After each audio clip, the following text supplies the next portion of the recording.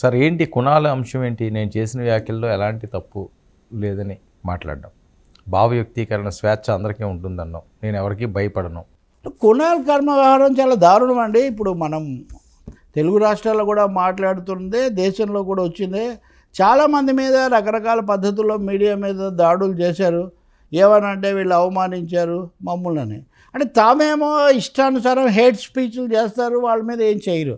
తమను ఎవరన్నా ఏమనంటే కుణాల్ కర్మ అని స్టాండప్ కమెడియన్, విదూషక రాజకీయమనండి, అది చేస్తూ ఉంటారు. ఉన్న పలానా షోస్ చేస్తాడు ఆయన. గతంలో కూడా ఆయనకు వీసాలు ఈ విషయాలకు ఇబ్బందులు పెట్టారు. ఆయన వీసా కాదు, పాస్పోర్ట్ విషయాల్లో ఇబ్బందులు పెట్టారు. ఆయన నిలబడ్డాడు గట్టిగా. ఆయన లౌకికంగా ప్రజాస్వామికంగా ఉంటారు. చమత్కారం ముఖ్యంగా ఆయన మహారాష్ట్రలో ఉప ముఖ్యమంత్రిగా ఉన్న ఏక్నాథ్ షిండే, మీకు తెలుసు కదా, శివసేనను చీల్చి అయ్యాడు. షిండే గురించి మాట్లాడుతూ గద్దార్ అంటే దేశద్రోహి వాస్తవంగా, అంటే విప్లవకారుడు ఖచ్చితంగా చెప్పాలంటే. గదర్ ఏక్ ప్రేమ్ కహానీ అని సినిమా కూడా తీశాడు కదా ఈయన, మన ధర్మేంద్ర కుమారుడు. అలాగే కాశీ నజరుల్ ఇస్లాం కూడా గద్దర్ అని రాశాడు. గద్దర్ పేరు అందుకే పెట్టుకున్నాడు, గద్దరు నరసింహరావు గద్దర్ అని పేరు పెట్టుకుంది అందుకు. ఇంతకు గద్దార్ అని అన్నాడు ఆయన. గద్దార్ అని ఎవరు అంటున్నారు? శివసేనలో ఉద్ధవ్ ఠాక్రే వర్గం షిండేను గద్దార్ అని, బాబ్కా అని, ఇంకా తన నాన్నకే ద్రోహం చేసావు, వేరే పార్టీ పెట్టావు అంటే వాళ్ళు ద్రోహులు అంటుంటారు. ఇతను కాదు, ఇతను షిండే పేరు తీయలేదు. శివసేన వాళ్ళు అంటే శివసేన ఉద్ధవ్ ఠాక్రే వర్గం షిండేని ఏమంటుందో ఆ పదాలు అతను ఉపయోగించాడు తన షోలో, అంతే. తన షోలో ఉపయోగించిన దానికి వెంటనే ఈయన వర్గం వాళ్ళు, అంటే వీళ్ళు అధికారంలో ఉన్నారు కదా, వీళ్ళందరూ వెళ్ళిపోయి ఒక హోటల్కు సమీపంలో ఆయన స్టూడియో, హ్యాబిటెట్ స్టూడియో అని ఉంటే టెంపరీ స్టూడియో, దాన్ని ధ్వంసం చేశారు, బీభత్సం సృష్టించారు. అంతేకాకుండా ఆయన మీద 3-4 సెక్షన్స్ కింద కేసు కూడా పెట్టారు. 353 కింద 3 ఉప సెక్షన్లు, 356. ఏంటి సెక్షన్స్ అంటే పబ్లిక్ సర్వెంట్ విధులకు ఆటంకం కలిగించడం, పరువు నష్టం చేస్తే మీరు కోర్టులో కేసు వేసుకోవచ్చు. విధ్వంసం చేయడం ఏంటి? అంతటితో ఆగలేదు. ముఖ్యమంత్రి దేవేంద్ర ఫడ్నవీస్ శాసనసభలో కూడా మాట్లాడుతూ దీని వెనక ఎవరున్నారో మేము తేలుస్తాము, ఆయన కాల్ డేటా మొత్తం మేము పరిశీలిస్తాము, సుపారీ తీసుకొని ఆయన ఇవన్నీ కూడా అన్నాడని మాకు తెలుస్తూ ఉంది. కాబట్టి మేము భావ ప్రకటన స్వేచ్ఛ, వాక్ స్వాతంత్రం అనే వాటిని గౌరవిస్తాం, కానీ కమెడియన్లుగా ఉండాల్సిన వాళ్ళు ఇలా ఇష్టానుసారం మాట్లాడితే మేము ఒప్పుకోము, తీవ్ర చర్యలు తీసుకుంటామని చాలా హెచ్చరికలు చేశారు. ఒక స్టాండప్ కమెడియను 2 పార్టీలు అనుకునేమో. ఉదాహరణ కేసీఆర్, రేవంత్ మాట్లాడుకున్నారండి. మీకు స్టేచర్ లేదన్నాడు ఈయన. ఇవి మనం మాట్లాడితే దానికి మనదేంట్లో ఎలా తప్పవుతుందండి? ఉదాహరణకు పని కట్టుకొని ఏక్నాథ్ షిండే ద్రోహి అని ఆయన అనలేదు.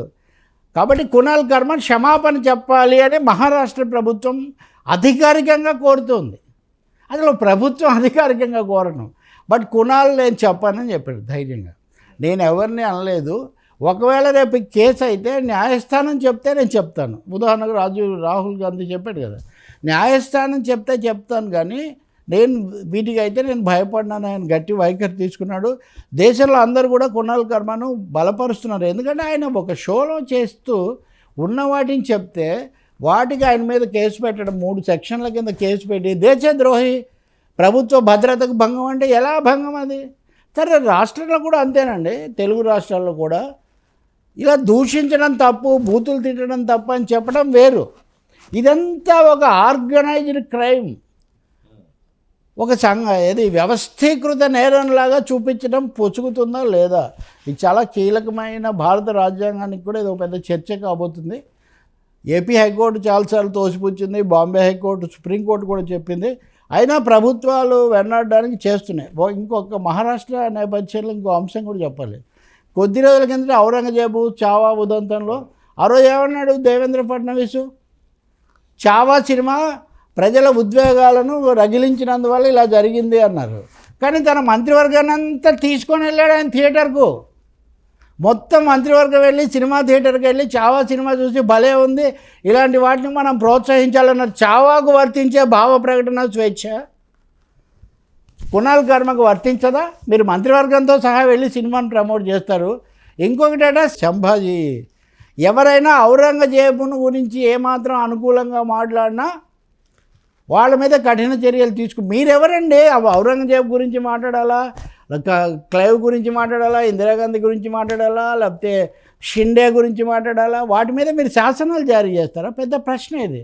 తప్పకుండా కునాల్ ఉదంతా ఆయన ఒక్కడికి సంబంధించింది కాదు. చరిత్ర, రాజకీయం, కళ అన్నీ మేమే చెప్తాము అంటే అది చెల్లుబాటు కాదు. తప్పకుండా ఇది తీవ్రమైన సమస్య కాబోతుంది. భావ ప్రకటన స్వేచ్ఛకు సంబంధించిన అంశం ఇది. చూడాలి మరి మనం ఇది ఎలాగా తమాషా ఏమంటే షిండే మీద భలే మాట్లాడాడని ఉద్ధవ్ ఠాక్రే ప్రకటన చేశాడు. షిండే కూడా నేను దాడిని ఖండిస్తున్నాను అన్నాడు. దాడిని నేను ఖండిస్తున్నాను, నేను భావ ప్రకటన స్వేచ్ఛను గౌరవిస్తాను అని ఆయన కూడా చెప్తున్నారు. కానీ వీళ్ళు రెచ్చిపోతున్నారు. ఇక్కడ ఒకటే విషయం, ఔరంగజేబు అయినా, ఉదంతమైన, కునాల్ కర్మ అయినా, నరేంద్ర మోదీ గారు రేపు 30వ తారీఖున మార్చి 30న మహాపడావ్ అని కొత్త సంవత్సరం వస్తుందంట. దానికోసం మహారాష్ట్ర వెళ్తున్నారు. అప్పటికి మహారాష్ట్ర వాతావరణాన్ని కావలసినంత ఉద్రిక్తంగా, రాజకీయంగా ఉపయోగకరంగా చేయాలన్నది వాళ్ళ ఆలోచనలుగా ఉంది. అందుకని ప్రతిదాన్ని పెంచడం మనం చూస్తున్నాం. న్యాయస్థానాలే న్యాయం చేయాలి. సరే ఈ సుప్రీంలో ఫిరాయింపులు అంశం వాయిదా ఇది చాలా ముఖ్యమైనది. ఇంకా ఫిరాయింపుల చట్టం మీరు చూస్తారు కదా. ఇప్పుడు కూడా ఈరోజు కూడా నేను వస్తూ ఛానల్స్లో చూస్తున్నాను. స్టేషన్ ఘన్పూర్లో ఈయనెవరు మాజీ కడియం శ్రీహరి ఇద్దరు మాజీ ఉప ముఖ్యమంత్రులు. ఈయన కడియం శ్రీహరి, ఆయనేమో డాక్టర్ రాజయ్య. వీళ్ళ మధ్య జరుగుతుందని కేసీఆర్ కూడా ఈ మధ్య మాట్లాడితే ఉప ఎన్నికలు వస్తాయని చెప్తున్నారు. ఎందుకు వస్తాయి ఉప ఎన్నికలు అంటే ఈ వేరే కండువాలు వేసుకున్న ఎమ్మెల్యేలు అందరూ అనర్హులు అయిపోతారు అని. కానీ సుప్రీంకోర్టు ఆ కేసు తీసుకోవడానికి నిరాకరించలేదు, వాయిదా వేసింది. మేము ఎలా తీసుకుంటామండి? స్పీకర్ కదా నిర్ణయం తీసుకోవాలి. అంటే మీరు స్పీకర్కు 4 రోజులు గడువు ఇచ్చారు. 10 మంది కండువా మార్చిన శాసనసభ్యులు, వాళ్ళలో 3 మేము పార్టీ మారలేదని కూడా ప్రకటన చేశారు. సో చివరకు సుప్రీంకోర్టు జస్టిస్ గవాయ్ ఆయన ధర్మాసనం వాళ్ళు చెప్పింది ఏంటంటే, మేము ఇప్పటికిప్పుడు గతంలో ఉన్న కీలకమైన తీర్పులను కాదని చేయగలిగింది లేదు. మేమేదో స్పీకర్కి ఆదేశాలు ఇవ్వలేము. స్పీకర్ తరఫున హాజరైన న్యాయవాది కూడా ఆయన స్పష్టంగా చెప్పాడు, సార్ కోర్టుల పాత్ర స్పీకర్ పాత్ర అయిన తర్వాతే మొదలవుతుంది అని తెలంగాణ స్పీకరు లేదా శాసనసభ గట్టి వైఖరి తీసుకున్నాయి. సో ఇక్కడ న్యాయమూర్తి గవాయి చెప్పింది ఏంటంటే, స్పీకర్ది లేకుండా మేము ఏం చేయలేము, మేము మళ్ళీ విచారిస్తాం. అయితే మీకు కూడా తమాషగా ఉందా, మేము గడువు ఇస్తున్నా, మీరు తేల్చమని చెప్తున్నా, మీరు వాయిదాలు వేస్తున్నారు, కానీ స్పీకర్ ఆమోదించట్లేదు, చెప్పట్లేదు. అక్కడ ఇంత రాజకీయ చర్చ కూడా లేదు, కోర్టులకు వెళ్ళటం ఇట్లాంటివి కూడా.